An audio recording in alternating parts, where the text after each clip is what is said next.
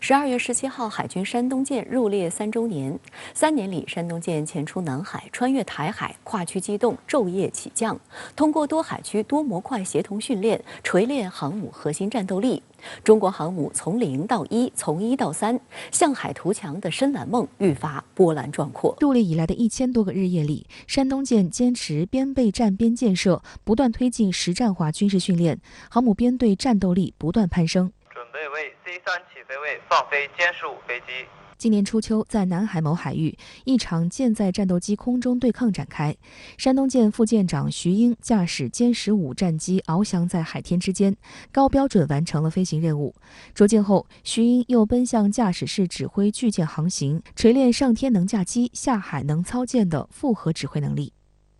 我是山东舰副舰长徐英，从一个人驾驶战斗机，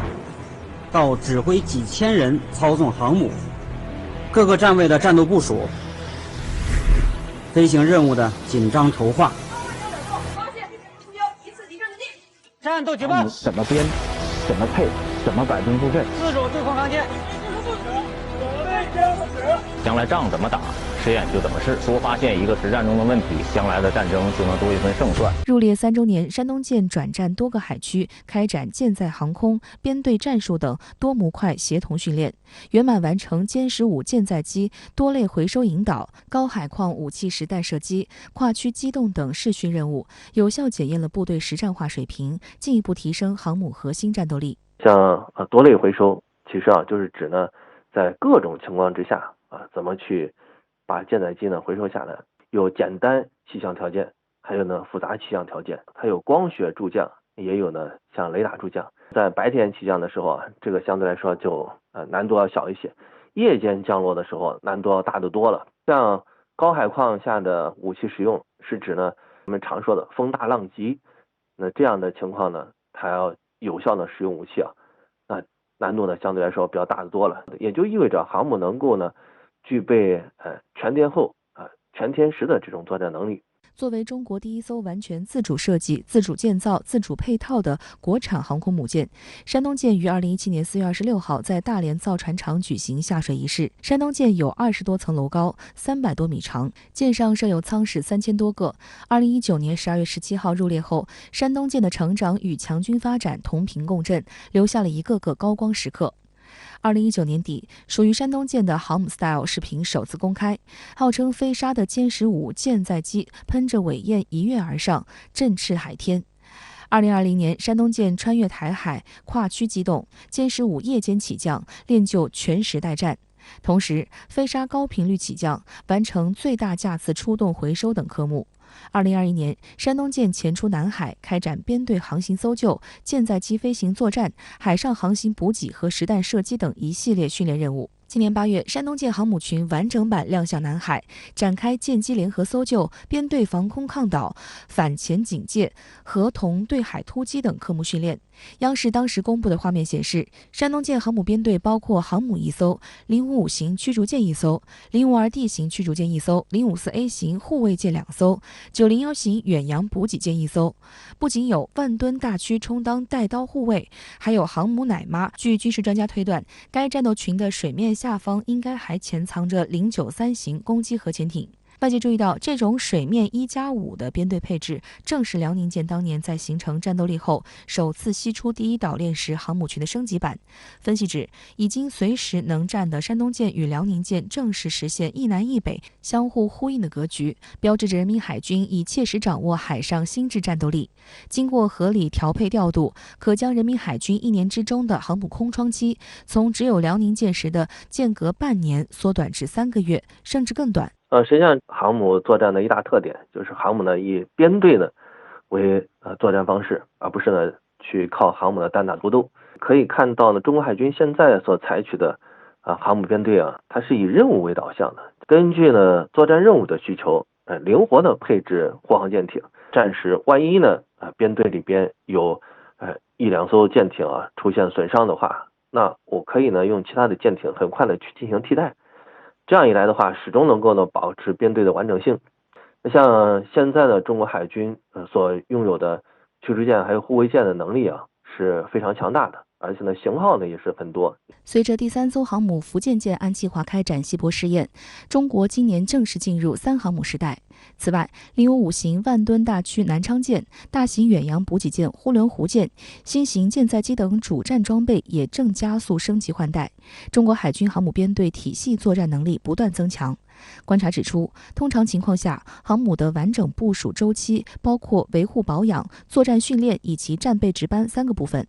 3航母能满足最低的海军作战需求。根据中国的防务需要，后续建造更多大型航母是刚需。近日，一则中国在超巨型船用螺旋桨领域中取得技术突破的消息引发外界关注。一家镇江企业使用新型7轴5联动数控机床，成功制造出的超大型螺旋桨的直径几乎是美国尼米兹级核动力航母螺旋桨的2倍左右，而尼米兹级航母总共有4个螺旋桨，其直径达6.4米左右，几乎相当于2层楼的高度，而每个螺旋桨又各有5片桨叶，每片的重量达到30吨，一艘尼米兹的螺旋桨部分重量就达到600吨。对于水面舰艇来说呢，螺旋桨它不光是起推动的作用，还要降低噪声的，要防御对方声探测，还有呢要防止呢对方的鱼雷打击，这个难度呢不是一点的大。还有一个呢就是材料，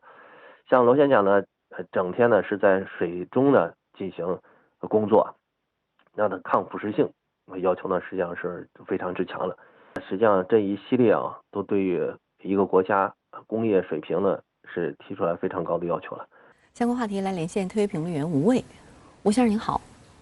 一转眼，国产航母山东舰已经入列人民海军3年了。在官方释出的周年纪念报道里特别提及，山东舰是我国第一艘完全自主设计、自主建造、自主配套的国产航母。您是如何来看待这个3个自主乃至山东舰诞生的重大意义？是的，美西。2012年9月25号，辽宁舰在大连入列人民海军，由此中国拥有了第一艘航空母舰。2019年12月17号，山东舰在三亚正式入列，由此中国拥有了第一艘国产航母。从首艘航母到首艘国产航母，这多出来的“国产”二字，凝结的是几代中国人的接续奋斗史。山东舰的3个自主之所以沉甸甸，是因为它承载了中国人对航空母舰这个战略兵器从知其然到知其所以然的醍醐灌顶，豁然开朗。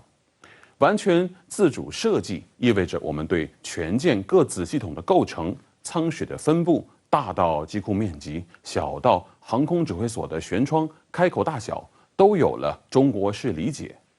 中国航母终究是要服务于中国海军的，这个自主设计意味着船舶工程设计的话语权融入了中国人对航母使用的方式的理解。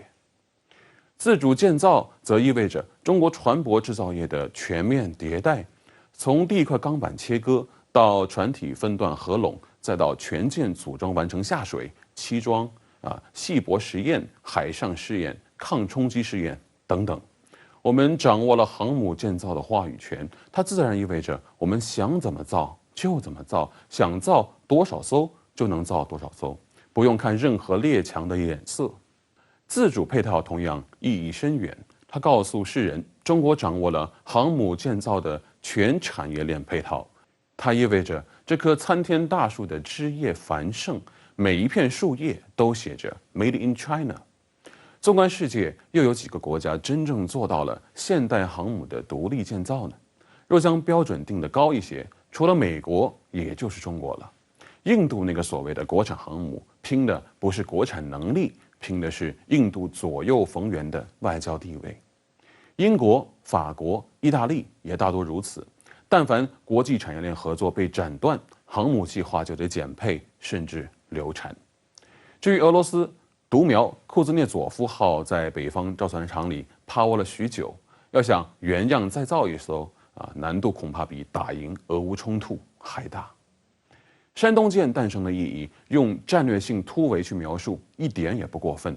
它就像打通了任督二脉的武林少侠，就像被坠落的苹果惊醒的牛顿，新的种子正在萌芽。一直以来关注中国航母最新进展的，除了中国人民自己，还有周边的一些国家地区。比如今年6月003福建舰临近下水时，美军的电子侦察机就在我国东部沿海附近徘徊瞭望。那么外军为什么对中国航母的发展情况与具体运用高度关注？这些内行人士究竟在看什么门道呢？都说100年海军，100年航母。作为过来人，美国同行非常清楚中国人正在走一条怎样的探索之路，因此他们特别清楚这条路上哪里会有坎坷，哪里会是十字路口。所以美军对我们航母的瞭望与监视，其实都是带着审视的目光在阅读中国海军的成长。在这里，我举一个美军身上的例子：每年的夏季部署，美军都会有1到2艘尼米兹级航空母舰进入南海巡航，中国海军肯定会派出跟踪监视力量伴航涉路取证，确保对方不越界不逾矩。那么在这个相看两不厌的伴航过程中，美军航母会时不时地秀一下肌肉。是的，美国人一度很骄傲，甚至是毫不遮掩地秀给解放军看，瞧，这就是航母战斗群的实际运用。他们根本不担心被你抄作业，因为你看得懂，未必学得会，因为你的家里根本不具备这样的硬件条件。说白了，美国人心里认为中国人暂时还造不出尼米兹级这样的10万吨级超级航母。但随着中国航母的稳步发展，美国人渐渐回过味来了。山东舰的综合战斗效能超过了俄罗斯的库兹涅佐夫号，福建舰一旦入列形成战斗力，它的作战效能很可能丝毫不亚于美军曾经的小鹰级航母。这个进步速度是颠覆性的，无论造舰实力还是航母部队的战斗力生成速度上，中国人的悟性与坚毅程度令人刮目相看。要知道，不同于英国、法国、意大利这些北约盟友，中国人的航母之路真的叫一个自学成才。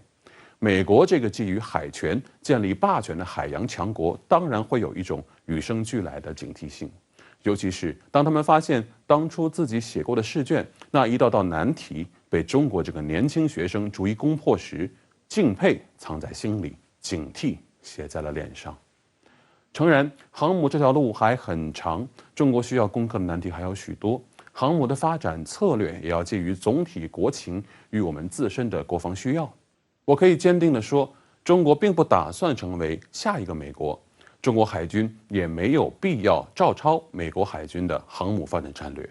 中国就是中国，我们走的从来就是自己的道路。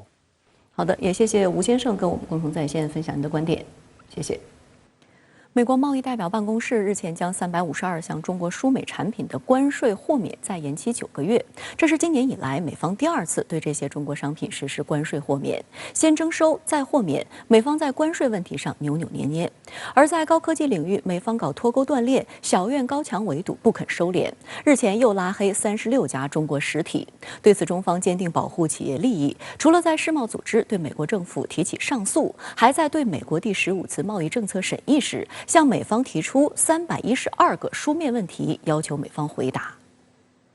美国贸易代表办公室16号称，将352项中国输美产品的关税豁免再延期9个月。相关商品包括泵类产品和电机等工业部件、部分汽车零件和部分化学品、自行车以及吸尘器等。这352项中国输美产品的豁免期原定于2022年底到期。美国贸易代表办公室称，延期将有助于协调进一步考虑豁免措施，以及正在进行的对前总统特朗普施加的301条款关税的全面审查。美国贸易代表办公室还宣称，到明年1月17号前将持续收集关税审查意见。观察指出，先征收再豁免是美国优先的霸权主义思维作祟，而之所以豁免，是因为美国找不到这些优质、售后服务好的中国商品的替代品。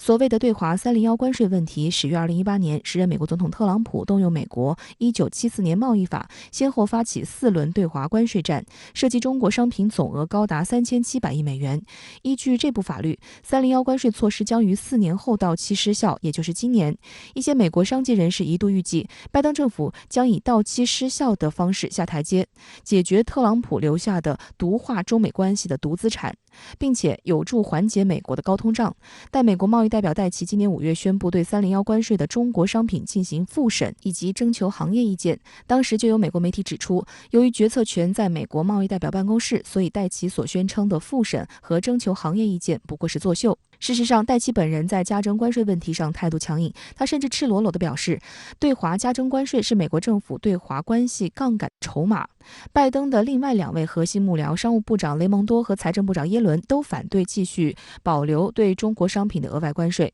耶伦还在国会听证时引用研究数据表示，301关税绝大部分实际上由美国消费者买单，这提高了美国企业产品的成本，降低了竞争力，还助推了美国通胀，不利美国经济复苏。继续对美国输美商品进行豁免，是有助于稳定美国目前已经取得的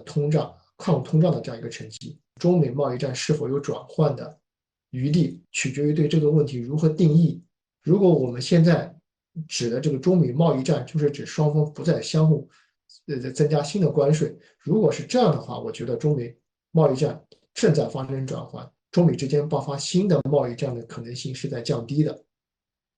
但是如果我们将中美贸易战定义为双方能否取消已经加征的关税，我觉得有转换的余地，但是过程会很漫长。深圳卫视注意到，在世贸组织开会审议美国贸易政策期间，中方分2批向美方提出312个问题，要求美方回答。301关税问题就在提问清单上。17号，中国商务部世贸司负责人介绍，此次审议是时隔4年世贸组织成员对美国贸易政策的全面集体评议。会上有65个成员发言，共向美方提出超过2000个书面问题，其中包括中方提出的312个反映了企业诉求的问题。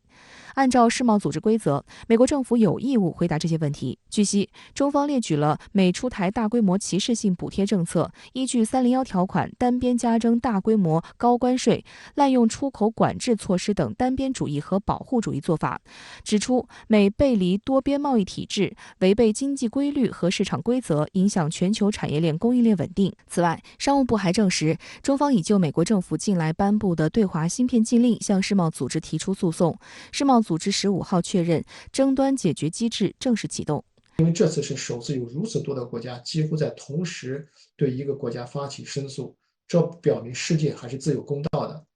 如果能够凝聚起越来越多的国家，集聚起越来越大的力量，一定会从象征意义转向实质性的意义。另一方面，美国对华科技打压也未停止。美国商务部15号宣布，将长江存储等36家中国高科技企业及研发机构列入美出口管制实体清单，其中21家与芯片和人工智能有关。路透社称，美方这一最新举措核心目的仍是企图限制中国芯片和人工智能技术发展。值得注意的是，在同一份报告中，还将另外25家中国企业从未经核实清单中移除。据悉，美国出口管制的制度下有4个主要清单，即实体清单、被拒绝清单、军事最终用户清单和未经核实清单。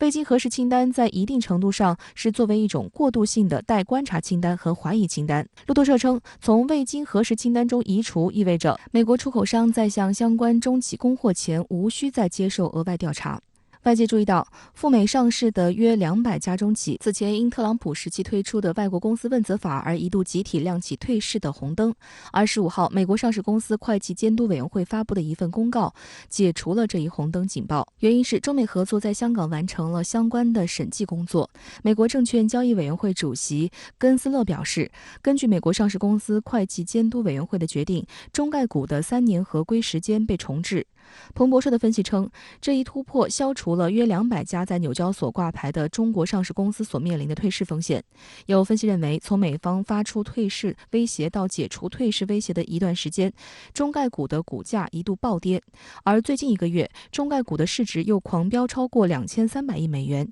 这其中不排除有人趁机割韭菜，但暴涨暴跌也严重冲击了华尔街金融市场的稳定性，损害了美国投资人的利益。中国证监会回应称，中方一贯主张通过监管合作机制解决跨境上市审计监管问题。实践证明，只要双方秉持相互尊重、专业务实的合作精神，一定能够找到一条符合各自法律和监管要求的可行合作路径。此外，自2021年12月滴滴自纽约交易所退市后，中国企业赴美最大规模的一笔 IPO 正在酝酿之中。13号，吉利汽车披露公告称，旗下高端电动品牌极氪于美国纽约时间12月7号，按保密基准向美国证交会递交可能进行首次公开发售的注册声明草拟本，预计建议分拆的最高比例或将超过5%，但低于25%。路透社报道称，这家中企计划最早于2023年第2季度在纽约上市，计划融资超过10亿美元，并寻求超过100亿美元的估值。我觉得美方对中国采取既打压又合作的做法，已经不是第一次了，也可以说在相当长的时间内都是这么做的。但是呢，我们对拜登政府对华政策的这种变化和方向，我们还是要高度关注的。因为在我看来，拜登政府对华这个政策体系是更加成一个体系，这是需要我们高度关注。而面对美方的无理打压，做好自己的事情始终是中方应对的根本。中央经济工作会议日前指出，中国经济明年要坚持稳字当头、稳中求进，推动经济运行整体好转，实现质的有效提升和量的合理增长等。中央财经委员会办公室副主任韩文秀在17号举行的2022至2023中国经济年会上研判，他认为，虽然明年世界经济增速可能会明显下滑，但明年中国经济运行有望总体回升，预计明年上半年，特别是第2季度，社会生产生活秩序会加快恢复，优化疫情防控措施、存量政策和增量政策叠加发力，将给经济恢复发展带来重大积极影响。基数效应也将对明年经济数据形成一定支撑。中国经济的稳健发展对美国和世界的意义十分重大，明年仍然可能是国际经济动荡、风险上升的一年。为控制国内通胀，美国还在持续加息，可能引发全球深度衰退。此外，俄乌冲突目前来看，短期内可能还结束不了，有长期化的倾向。在这样一个大背景下，全球产业链、供应链混乱调整，如果我们能够继续保持稳健，将有助于扩大美国对华出口，有助于美国经济稳定，有助于稳定全球供应链，有助于增强全球经济对衰退的这样一个韧性。近期，一些香港特区代表队参加的国际体育赛事上，本该播放国歌的环节却极其恶劣地出现了港独歌曲，有香港运动员现场抗议。调查显示，打着不做恶幌子的美国谷歌公司，正是这连串恶劣事件的始作俑者。谷歌还拒绝香港特区政府要求他们改正错误的交涉。有香港法律界人士就直言，谷歌公司已经涉嫌违反香港国安法。11月6号，在迪拜举行的亚洲7人制橄榄球赛第1站比赛中，主办方在播放国歌的环节却错误地播放了一首港独歌曲，甚至屏幕上打出的国歌名字也错误。11月13号，在韩国仁川举行的亚洲7人制橄榄球赛第2站比赛中，港独歌曲再次出现。此后，香港橄榄球总会发出指引，要求再遇到类似事件就退赛。而12月2号，在迪拜举行的亚洲经典健力锦标赛上，香港运动员连伟珍在所有年龄组别及体重级别47公斤赛事中夺得金牌，但在颁奖时却再次发生了播放港独歌曲的恶劣事件。连伟珍当即表示抗议，做出停止播放的手势，并要求主办方更正错误。连串的错误播放国歌事件令香港舆论哗然，特区政府也多次表达强烈不满，建制派香港立法会议员集体抗议，行政长官李家超要求主办方查清楚到底是誰的責任，還派出警察調查事件。咁所以國歌一件咁莊重嘅事，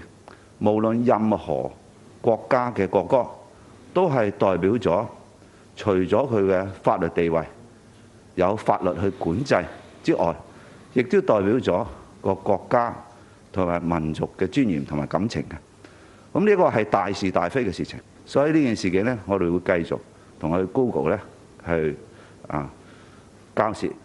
韓國政府公布的調查結果顯示，當時使用的國歌是一名女性實習生在網上搜索下載的，她使用的美國谷歌公司的搜索引擎，並使用了排名第1的搜索結果。隨後，香港特區政府就此向谷歌公司進行交涉，要求谷歌將正確的國歌列為第1位，以避免誤導用戶。外交部發言人汪文斌對香港特別行政區維護國歌和國家尊嚴的做法表達堅定支持。國歌是國家象徵，代表國家尊嚴。我們支持香港特別行政區政府堅定維護國歌尊嚴。互联网企业有义务向大众传递正确信息，而不是听任错误信息传播，误导民众。然而16号，谷歌公司表示，该公司的搜索引擎每天处理数10亿次查询需求，全靠自动显示相关高质量有用信息。公司不会人为操控排名，决定特定网页排序。香港特区政府政务司副司长卓永兴表示，不能接受谷歌的回应，将短时间内再次去信质询。卓永兴质疑，换作是美国国歌错了，谷歌公司会胆敢不纠正错误吗？他表示，谷歌作为国际领先的搜索引擎，首要责任就是提供正确信息，而现在因提供错误信息而導致在國際場合播放錯誤國歌，因此谷歌關於提供高質量有用信息的說法便站不住腳。大家都知㗎啦，如果你付費呢，其實佢係可以嘅，將一啲你俾乜資訊佢呢都可以置頂嘅。當然唔係技術上用唔到啦，咁變咗就係原來我付費呢就做到嘅，唔付費嘅呢我就唔幫你做嘅。咁呢個係一個道德嘅問題。如果同樣嘅事情發生喺美國國歌度，谷歌可唔可以話俾人聽，我哋呢就唔會去更正呢？新民黨主席、行政會議召集人葉劉淑儀對谷歌公司強詞奪理表示不滿，他反對向谷歌公司付費以換取置頂國歌，因為那樣等同交保護費。他認為谷歌公司完全有技術能力可處理。葉劉淑儀強調，由於事件涉及重大公眾利益，或考慮傳召谷歌港方代表到香港特區立法會解釋。先禮後兵啦，要請佢嚟，佢唔嚟，咁我哋咪用呢條咯。但係咧就要大會通過。如果佢唔嚟咧，我哋可以出 warrant 嘅喎，出手令嘅喎。咁如果佢再唔遵從咧，佢就藐視罪啊。保安局局長鄧炳強也對谷歌的雙標做法感到不可思議。他強調，特區政府將動用一切方法更正情況。我哋都留意到咧，啱啱咧係呢個係歐盟法院係裁定咗 Google 係必須將一啲明顯唔準確嘅搜尋結果咧係要刪除。但而 Google 咧係表示咗係會遵從呢個嘅係歐洲法院嘅呢個嘅指示，但係對於我哋香港政府提出咧係予以拒絕。究竟呢一個係咪雙重標準呢？佢係咪欠我哋香港市民一個交代呢？深圳衛視注意到，鄧炳強提到的案件就發生在最近。12月8號，歐盟法院裁定，若證實錯誤，谷歌必須刪除不實搜尋結果。而相關案件是2個歐洲人控告谷歌，在搜索他們的名字時，搜索結果展示了不實網絡信息。但匪夷所思的是，谷歌對這一民事案件敗訴表示歡迎，但在香港特區政府要求他們改正的事關港獨歌曲的錯誤問題上，卻不知廉恥，不思悔改。谷歌作為一家美國的企業，它自然是代表美國的利益啊。那麼從這個對兩者不同的一些態度來看，也顯示了就是美國方面對於中國這次在意識形態上本身就有的一個國內形成了相當程度的一致性。全國港澳研究會會員、法學教授傅建慈表示，作為國際企業，谷歌應遵守法律，承擔社會責任，協助和配合清理有關港獨信息。香港國安法第43條實施細則明確規定，如電子平台發布的信息可能危害國家安全，政府可要求發布人士或服務商移除，如後者不遵從，將被罰款10萬港元及監禁6個月。傅建慈強調，國歌代表國家尊嚴，香港國安法在境外有司法管轄權，谷歌應依法辦事，否則政府應嚴正執法。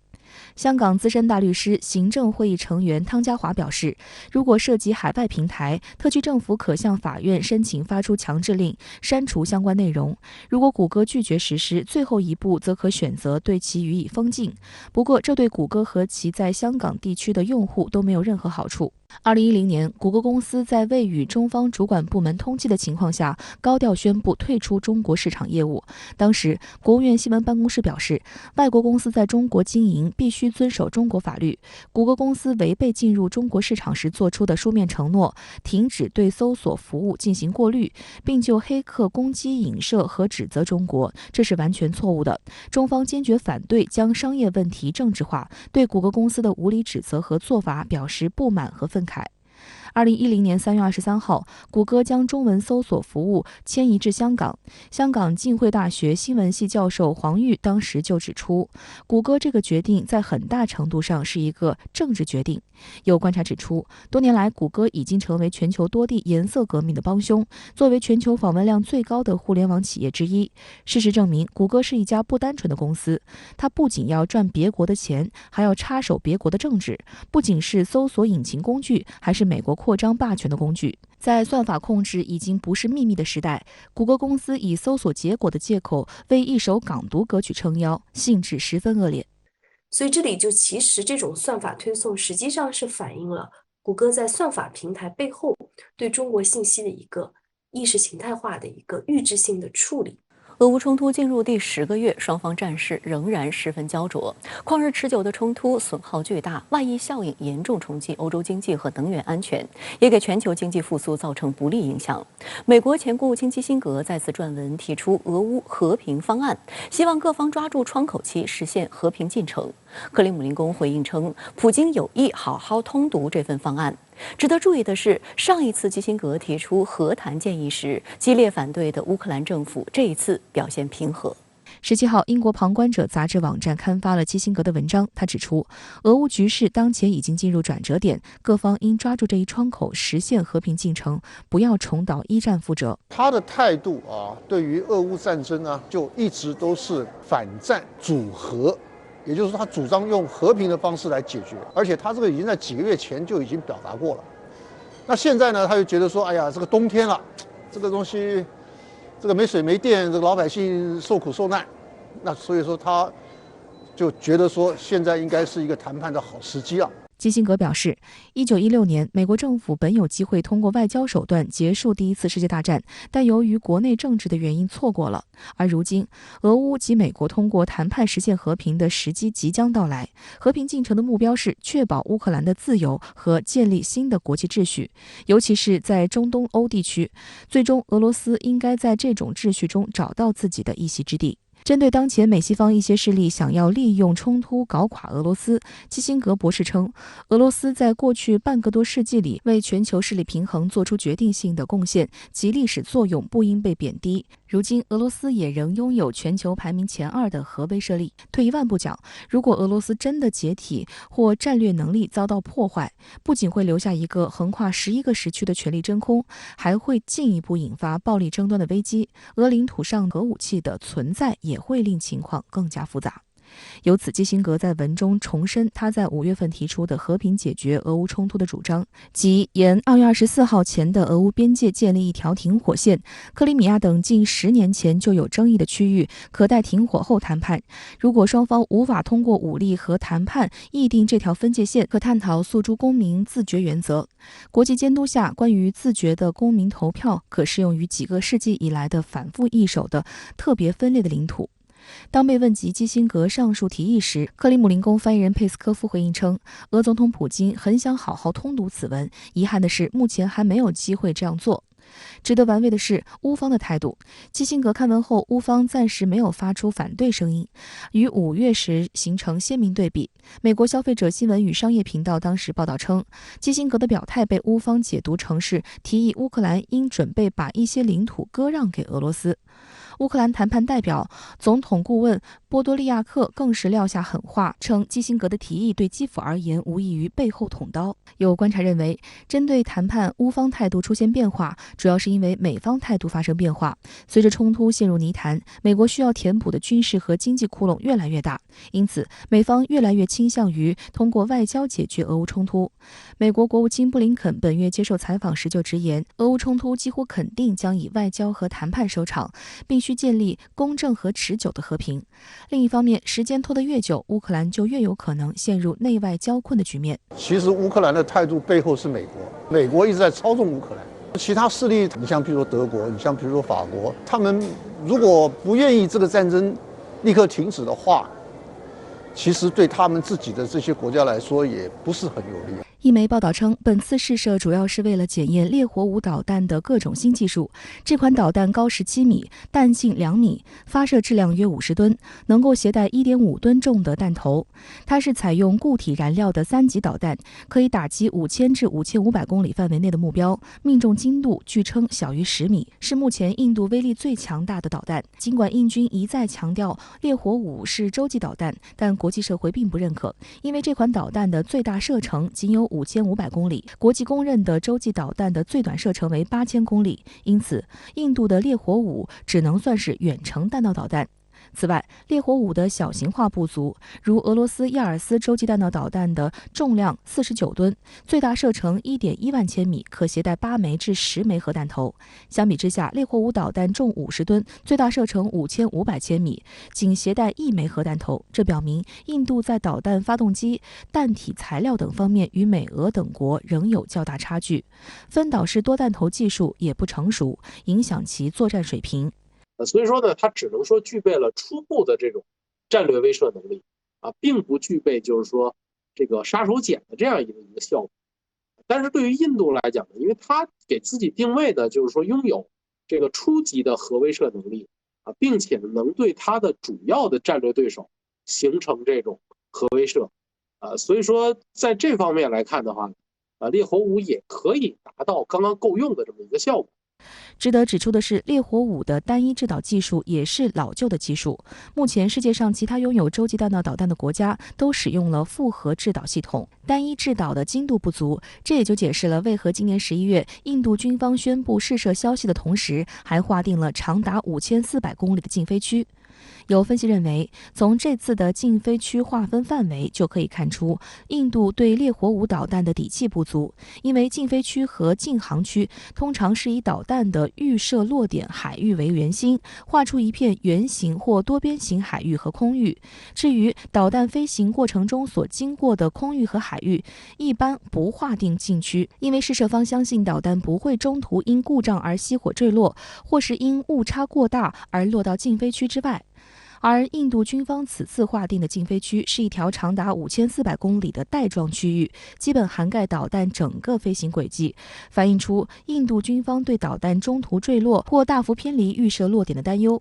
此外，印度东部空军司令部于12月15号至16号在靠近与中国的边境地区进行训练演习。印度空军表示，这次训练也是在近期的摩擦之前就计划好的。事实上，此次中印边境摩擦发生后，双方按照现有机制迅速沟通解决问题，外界对此高度关注。摩擦发生之后，印度国防部长辛格等印方政府官员的讲话也表明，印方希望低调处理，而不是扩大分歧。分析指出，今年下半年以来，莫迪政府表现出希望中印关系回暖的意愿。印度外长苏杰生也多次在国际场合表示，中印两国走到一起才能实现亚洲世纪。此外，印度是明年的20国集团峰会主席国，因此莫迪需要得到中国的支持。这也是为什么在刚刚过去的 G20 巴厘岛峰会上，莫迪主动和中国领导人握手寒暄的原因。另据印度快报报道，16号，印度卡纳塔克邦法院裁决，印度税务部门撤销冻结小米价值4.4765亿美元的定期存款。今年5月，印度财政部以涉嫌违反该国外汇管理法为由冻结小米公司的资金，小米否认指控。值得注意的是，印度法院这次判决的时间点发生在中印边境摩擦后不到1周的时间。观察指出，这是印方向中方释放出不希望两国关系因边境问题而陷入恶化的信号。